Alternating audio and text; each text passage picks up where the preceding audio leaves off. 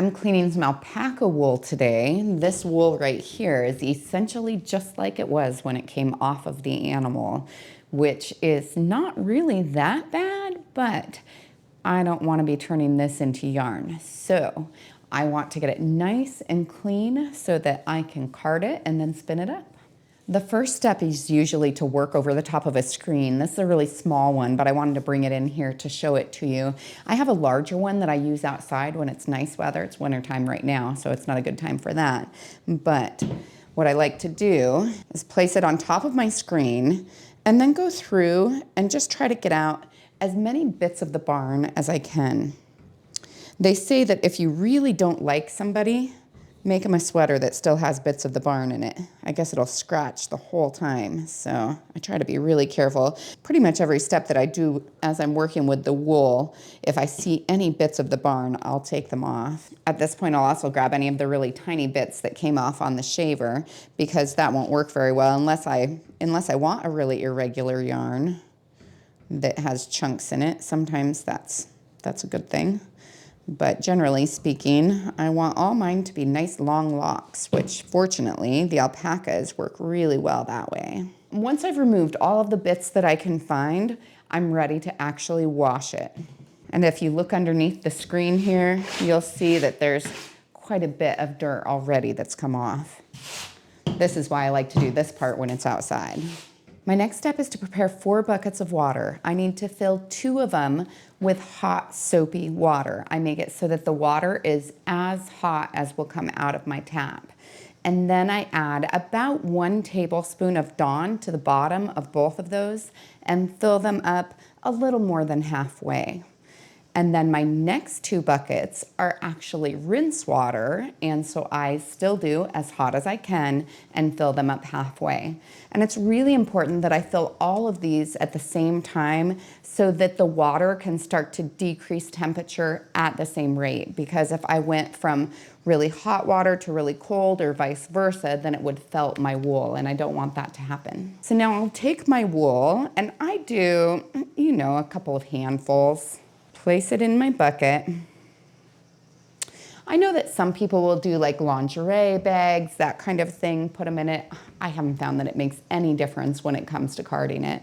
It's pretty warm at this point, so I just submerge it in there. I don't really move it around a whole lot because then again, I don't want it to felt. I'll leave it for 15 minutes in that bucket. It's been 15 minutes. It's still quite warm to the touch. And I just grab the wool and carefully try to squeeze out the water. Again, I want to be careful because if I'm not, I'll felt it. Generally speaking, as you're pulling it up, it kind of is attached to the other bits, especially the alpaca wool. It has such long fibers. It's really nice that way. And then I reach down and I grab any little bits that may still be floating in there, as long as my hands can handle it at least.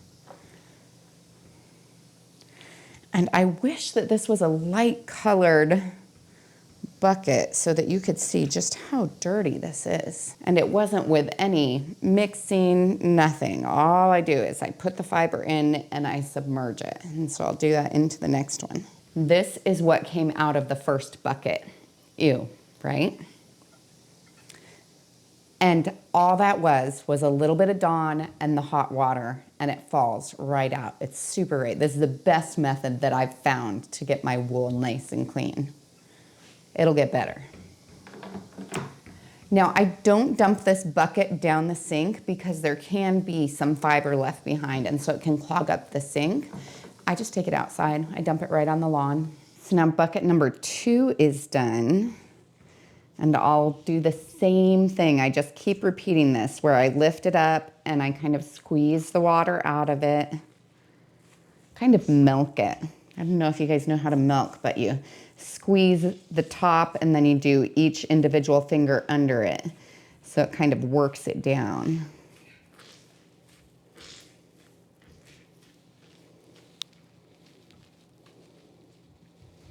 And then I place it in bucket number 3. This is my first rinse one. So this is what the water looks like from bucket number 2. Definitely a big improvement, but it still has dirt in it. So now make sure that the fiber is all submerged down in the rinse water, and I'll give it 15 minutes. Now I'll transfer it from the one rinse bucket to the last rinse bucket. A lot of times I'll have multiple buckets set up next to each other so I can be doing multiple batches at the same time. And it's so much cleaner already. And look just how clean that rinse water is. It's a lot better. It still has a little bit of color to it, but not too much. Then after the last bucket is done, I just squeeze out as much of the water as I can, and then I place it onto a towel. It's hard to believe that this was all done without doing any scrubbing or anything. All it is submersing it in the water. For the final step, I just try to make a rather thin layer on my towel so that it can dry well. If I have a drying rack, I can do it on that as well, but I usually have so much of this at a time that I don't worry about that. I just put it right on a towel. And then I'll come back and I'll flip this regularly so that the underside can get dry as well. Sometimes I'll switch out the towel if it seems like it's too saturated. It works pretty well. And now my wool is nice and dry and fluffy and clean. I don't mind putting my hands in it, and it's ready for me to card it, and then I can spin it up or put it in my loom, whatever I decide to do with it.